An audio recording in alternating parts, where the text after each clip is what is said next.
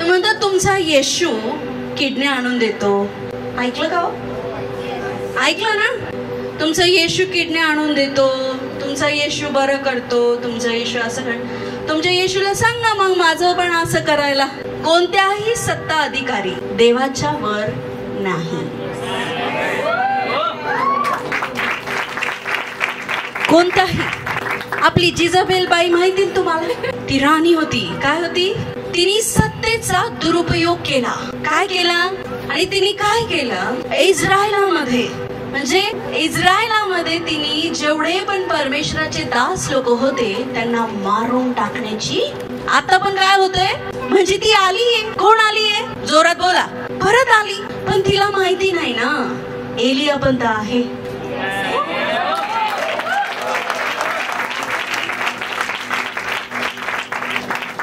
आणि ती बोलली सगळ्यांना खतम करा, जेवढे पण देवाचे नबी लोक आहेत सगळ्यांना खतम करा.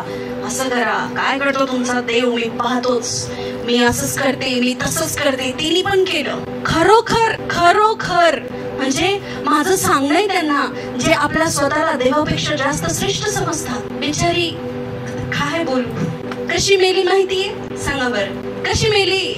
अचानक खिडकीतून राणी खाली पडली आणि तिच्या देवदूतांनी येऊन तिची सेवा. त्या देवदूतांचं नाव काय?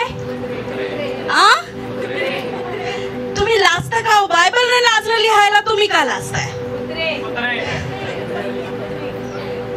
आजवर देवाच्या वर कोणी जाऊ शकलं नाही, जाऊ शकणारही नाही. हालेलुया. एलियाच्या काळातली इजाबेल परमेश्वराच्या हातून सुटली नाही. कोणतीही सत्ता देवाच्या वर नाही. तोंड तुमचं म्हणून काही पण बोलू शकता, पण सगळी सत्ता परमेश्वराच्या हातात आहे. हालेलुया. सगळी सत्ता.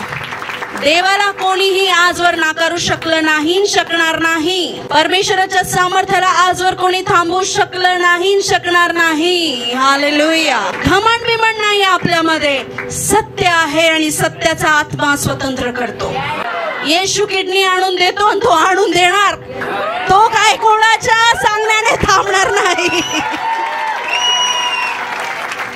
हालेलुया. आता ते म्हणतात आणून देतो, पण परमेश्वराला आणून बिनून द्यायची गरज पडत नाही. तो हाय त्याच किडनीला ठीक करतो.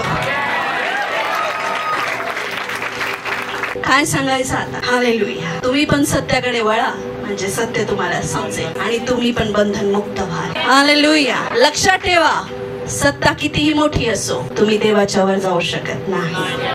येशू बरा करतो तर करतोच. येशू किडण्या बरा करतो तर करतो. येशू देव आहे आणि येशू सत्ता घालवू पण शकतो. येशू सत्ता आणू पण शकतो. येशू सगळं काही करू शकतो. हालेलुया.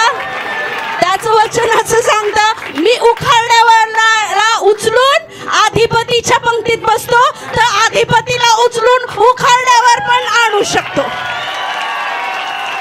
म्हणून मला तुम्हाला हे सांगायचंय, कलिसियाची पाळक म्हणून कोणाच्या बोलण्याने देव बदलत नाही. त्याचं सिंहासन तेवढंच शानमध्ये पॉशमध्ये वर आहे.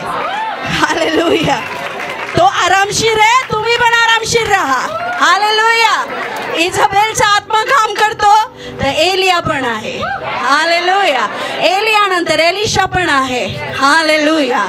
आणि मग जर युद्ध लढणं थोडं अवघड झालंच तर हाय ना स्वर्गदूत येतील ना मिखायल उतरून. काय आपण एका झटक्यात काय करायचं? फक्त वेदी व्यवस्थित ठेवायची. शास्त्रात अजून एक असाच व्यक्ती जो ख्रिस्ताचा विरोधी होता, त्याचं नाव काय? शाऊल. तर परमेश्वराकडे आपण विनंती करूया की झोपा ओढून टाक, जाऊन भेट. हे बघा, परमेश्वराला त्याचं युद्ध लढता येतं. मी खरं सांगते, परमेश्वर महान आहे, फक्त तो चिरकुटच्या नादी लागत नाही.